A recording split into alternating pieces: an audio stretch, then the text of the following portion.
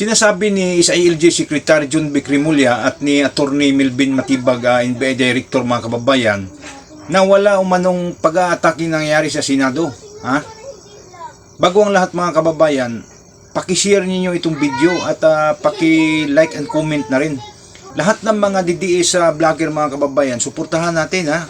Kasi ito lang yung paraan na maipahayag natin yung ating mga saloobin dito sa social media. So balik tayo, ang sabi nitong dalawang opisyal natin sa NBI at saka DILG, mga kababayan, ay wala umanong pag-ataking nangyari sa Senado. Mga busing, tingnan, panoorin ninyong mabuti itong video sa taas, ha. A certain Terence Lim, USAA Security, kinakaladkad ng mga tauhan mo, NBI Director Matibag, ha? Binugbog at parang hayop na dinadampot. Pilit nilang isakay doon sa sasakyan ng NBI para dalhin doon sa NBI headquarter, mga kababayan. So yan ang tingnan, panoorin ninyong mabuti, ha. So ano bang sinasabi ninyo na walang attacking pangyayari? Paano nyo ba mailarawan yan? Ha?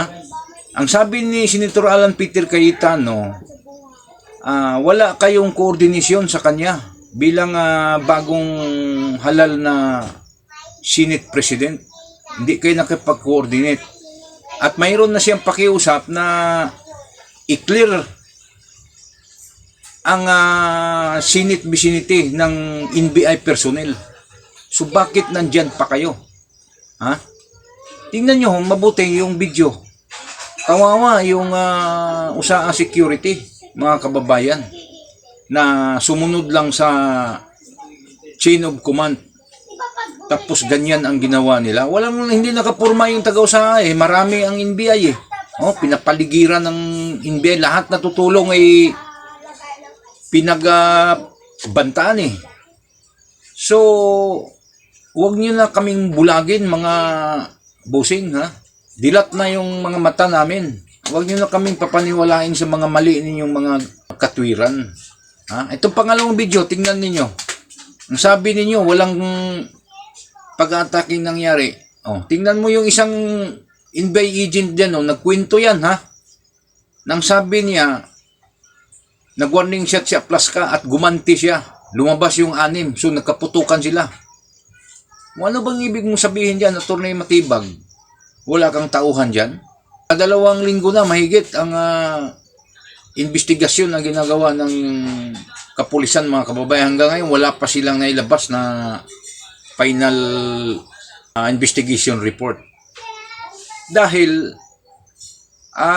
nahirapan siguro sila na manipulahin itong investigasyon nito kasi ang USAA ay may sariling file din, Mayroon din silang file sa CCTV footage sila, So ang kadalasan pinapakita nila ni SILG Secretary sa mga media, mga kababayan, ay yung mga splice na mga CCTV footage kung saan doon nakatutok sa mga USAA personnel. Sa kabilang side, sa kabilang dako, hindi nila pinapakita yung mga NBI na armado.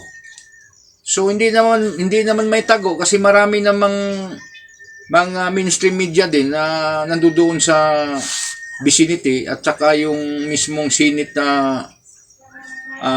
press. So nakakuha din sila ng mga video. Ulitin namin na 2 magigiting naming mga opisyalis. Pakiusap po, huwag niyo na po kaming lukuhin.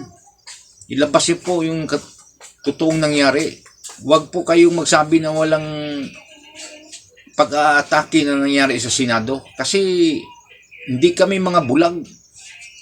Nakikita namin yung totoong nangyari dyan sa Senado.